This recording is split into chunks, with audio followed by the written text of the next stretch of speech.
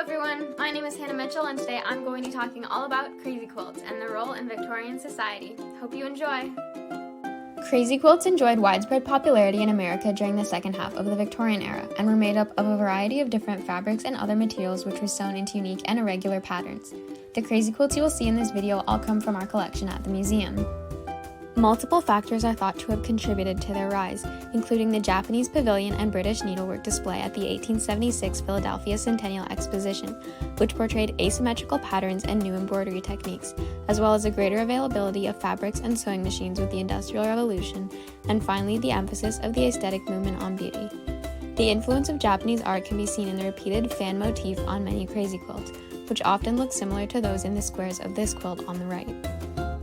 The fabrics used varied widely and added to their crazy appearance. Silk, satin, velvet, cotton, brocade, and various scraps were often included, and they could be decorated with lace, buttons, beads, and embroidery. Some crazy quilts have pieces of men's ties, cigarette or tobacco silks, and even national flags sewn into them. Common embroidery designs during this era featured various representations of nature, like flowers and animals, which can be seen in the leaf and flower patterns of these quilts. As well, spiderwebs can often be found on crazy quilts, as depicted here, because spiders were frequently seen as symbols of good luck at the time.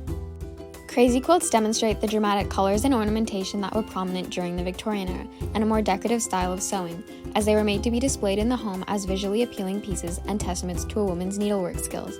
This is my own attempt at embroidery on a square inspired by crazy quilts. Here I'm adding beads to my stitches.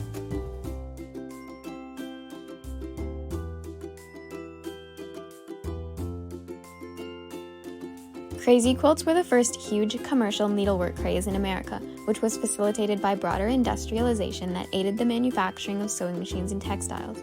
Fabric producers even sold kits made specifically of scraps for crazy quilts. These quilts were also symbols of status, as their degree of decoration could demonstrate wealth, luxury, and leisure.